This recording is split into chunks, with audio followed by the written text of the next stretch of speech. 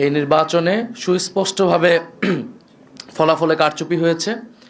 Vote সুষ্ঠু একটা পর্যায় পর্যন্ত সুষ্ঠুভাবে হয়েছিল, আমরা সেটাকে স্বাগত জানিয়েছিলাম। কিন্তু ফলাফল যখন ঘোষণা করার সময় হয়েছে, ওই সময়টাতে স্পেসিফিক অনেকগুলো আসনকে টার্গেট করে, আপনারা দেখেছেন বাংলাদেশ খেলাফত মজলিসের আমির আল্লামা মামুনুল হক ঢাকা 13, সেই আসন, ঢাকা 8 আসন, বাংলাদেশ জামাত ইসলামের সেক্রেটারি জেনারেলের আসন, এরকম স্পেসিফিক কয়েকটা আসনকে টার্গেট করে সেটার ফলাফল পরিবর্তন করে দেওয়া হয়েছে। কেন্দ্রগুলোকে দখল করে সেই কেন্দ্রে জোর করে প্রশাসনকে ব্যবহার করে সেই ফলাফল পরিবর্তন করা হয়েছে। এখন যেই প্ল্যানের কথা আমরা শুনেছি, আমরা সেই প্ল্যানের একটা বাস্তবায়ন বা সেই প্ল্যানের একটা স্বরূপ কিন্তু এই নির্বাচনে আমরা দেখতে পাচ্ছি।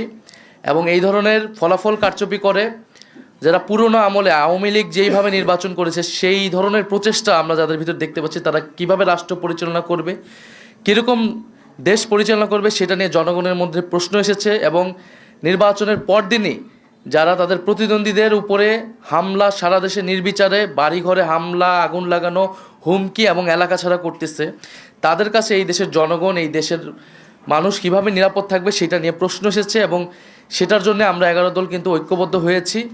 এবং ডক্টর শফিকুর রহমান বলেছেন স্পষ্টভাবে যে এটার জন্য রাজপথে নামার প্রয়োজন হলে আমরা সেটার প্রস্তুতি নিচ্ছি। কারণ এই দেশের মানুষকে, যারা 11 দলের পক্ষে নির্বাচনে কাজ করেছে, নেতাকর্মী সমর্থক, তাদেরকে হেফাজত করা, তাদেরকে রক্ষা করার দায়িত্ব আমাদের। আরেকটি কথা আমি বলতে চাই, আমরা জনগণকে অভিবাদন জানাই যে জনগণ এত প্রতিকূলতার মধ্যেও 11 দলের পক্ষে ভোট দিয়েছেন, 11 দলের পক্ষে বিজয়ী হয়েছেন। অনেকেই অনেক কারচুপি করে তাদের বিজয় আটকানো যায়নি।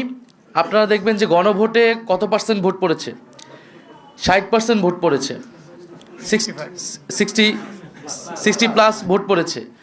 এই নির্বাচনে কিন্তু সুস্পষ্ট দুইটা পক্ষ ছিল, একটা সংস্কারের পক্ষ, পরিবর্তনের পক্ষ, যারা সংস্কার চায়, গণতন্ত্র চায়, চাঁদাবাজি বন্ধ করতে চায়, দুর্নীতি লুটপাটের বন্ধ করতে চায়, বিচার এবং সংস্কার চায়, আধিপত্য তো বিরোধিতা চায়। আরেকটি পক্ষ যারা পুরনো বন্দোবস্ত, পুরনো রাজনীতিকে প্রতিনিধিত্ব করেছে, যারা 72-এর সংবিধানকে চেয়েছে, যারা পুরনো যত ধরনের রাজনীতি আছে, যারা ঋণ খেলাপিদেরকে প্রশ্রয় দিয়েছে, যারা লুটপাট দুর্নীতি, সেই একই রাজনীতি করতে চায়।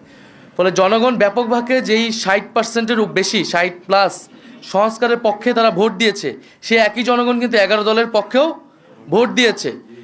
কিন্তু শেষ মুহূর্তে এই 10%-এর মতো ভোট কিন্তু কারচুপি করা হয়েছে, ফলাফলে কারচুপি করা হয়েছে। নাহলে এই পুরা ভোটটাই 11 দলের পক্ষেই আসতো। শেষ মুহূর্তে 11 দলের অনেক গুরুত্বপূর্ণ নেতাকে এবং প্রার্থীকে হারিয়ে দিয়ে ক্ষমতা নিয়ে নেওয়ার চেষ্টা করেছে। এবং আমরা নির্বাচন কমিশনে সেটা সুস্পষ্টভাবে এই অভিযোগ জানানো হবে, প্রার্থীরা জানাবে যাদের, এবং নির্বাচন কমিশন সেখানে কি ভূমিকা পালন করতেছে, তাদের অবস্থান কি, এর উপর নির্ভর করবে আমাদের নির্বাচন নিয়ে চূড়ান্ত অবস্থান। ধন্যবাদ।